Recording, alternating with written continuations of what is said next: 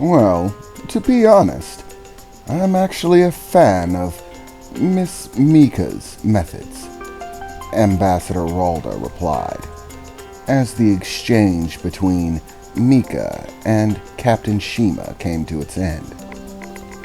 I regret to say it, but as far as military tactics are concerned, I am, well, not the person to ask considering these matters. I usually rely on Solstice to make decisions about tactics and all military issues. Even if I don't agree with him, he is, of course, here for my safety.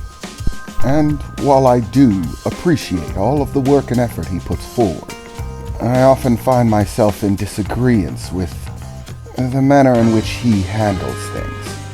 But we are, of course, at war with the Rota, and understand the necessity for such methodology. But, however contradictory it may sound, I'm actually quite the fan of letting her go. I don't want to see casualties, bloodshed, or prisoners being taken on either side, whether Kothian or Rota. I want to see the end of this war, preferably with benefit on both sides. Well, aren't those just big words for a man carrying a super weapon in his pocket? Captain Shima replied through the field. A super weapon? Mika said, beginning to look towards Ambassador Ralda.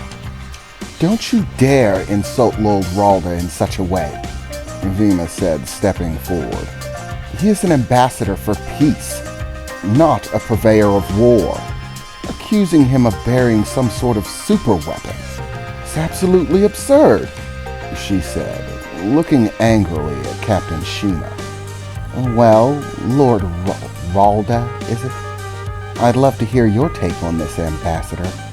So what's she talking about with the super weapon? Mika replied, crossing her arms and looking over to Ambassador Ralda.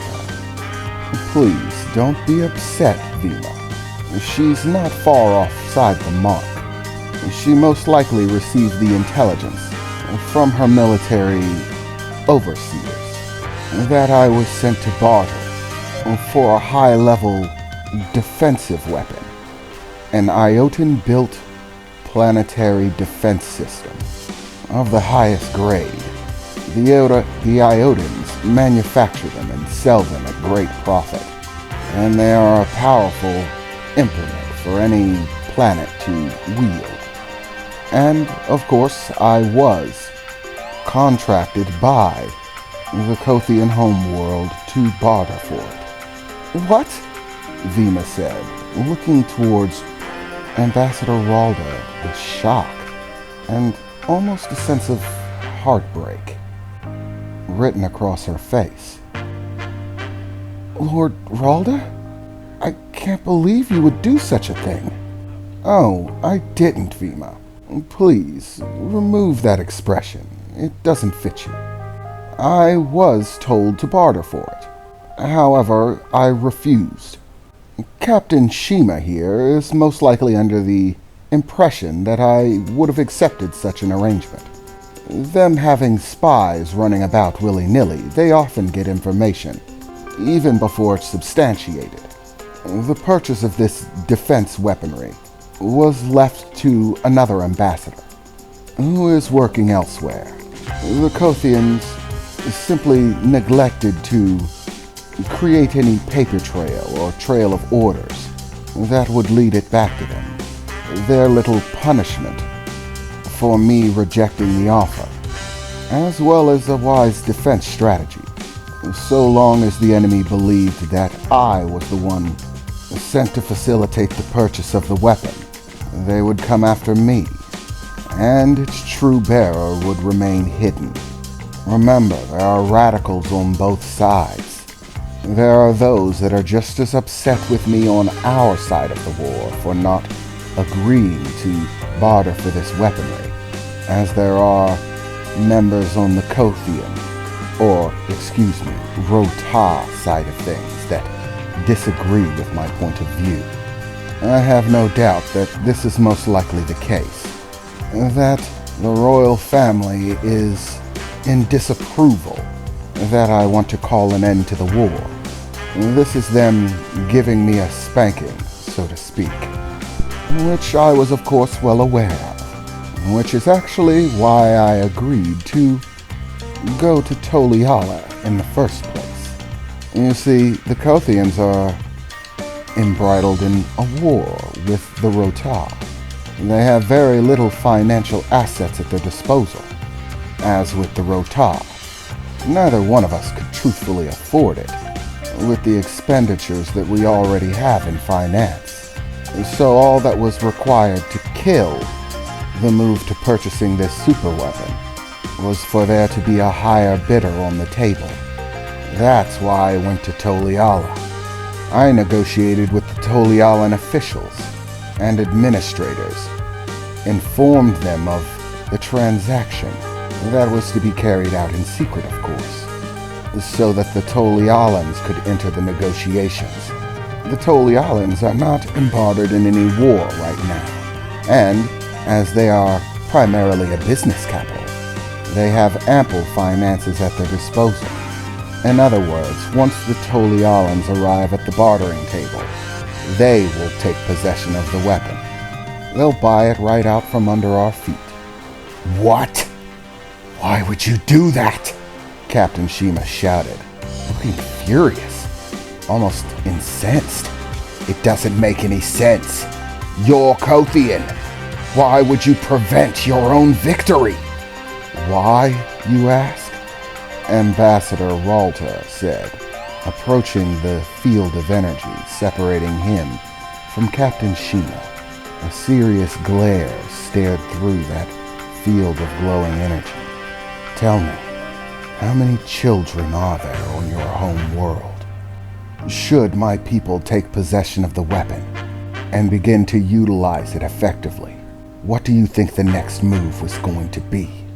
It would most likely be an out-and-out attack against your home world. Fire and destruction would rain down from the skies. The death toll would be in the hundreds of thousands, possibly even the millions, and that's just the direct conflict. That's not counting all of the collateral damage from starships falling from the sky, the sieges on your ground-based cities in order to force submission. Countless innocent people would die. People who are just as opposed to this war as I am. Just because they're on the opposite side, I'm supposed to not care? Because they are not my race? Don't insult me. Currently, our little war is at a stalemate, meaning both sides have to remain tactful, keep the conflict restricted. Wars between soldiers are one thing, but when they begin to affect the innocent people that the soldiers fight on behalf of, it's another. Denying my people the weapon allowed me to stalemate the war once more, keeping the casualties at a minimum on both sides. Yes, it is an unpopular view. Some would even view it as treachery. I view it as the saving of countless lives. With this single move, I forced both sides back to the bartering table. Without the weapon on the Kothian side, we can no longer afford the sustained war, and neither can you. Eventually, the councils will begin to exchange once more. I'll have another opportunity to negotiate for a ceasefire or even a peace agreement, which would end it all together. And as a bonus, I managed to convince the Tolialan Council to allow us to use Toliala as neutral grounds for which to carry out any peace summits between our people, under the protection of an S-class super weapon defense system that no one would dare try to come in conflict with. Neither side will have to trust the other in order to show for the arrangements. The Tolialans are neutral. They take no sides in any wars. It's the perfect arrangement for establishing peace. Remember, our worlds were not always enemies. It was not so long ago that the Kothians and the Rotar were friends. Do you know, Captain Shima, that as a child, one of my closest friends was a Rotar? It was before the war began, when my grandfather was an ambassador, and he spoke with the Rotar on a regular basis. He would often bring me. There, the children of the ambassadors for the Rotar would also be brought along. It was there I befriended many Rotar children. We played and laughed and smiled together, no differently than any other people. Hatred is something that one grows when they become an adult, when prejudice and difference separate you. Perhaps this means that peace, kindness, between races is simply a childish idea. Even if that be the case, then I'll never grow up. I do not know what happened to the children that I befriended at that day, at that point in time. But with every Rotar life I try to save by establishing peace between our people, I imagine that it's their lives that I'm saving, their children's lives. I hope that one day I can meet them again, see what's become of their lives, stand amongst them not as an adversary, but as a friend. Tell me, Captain Shima, can you understand that?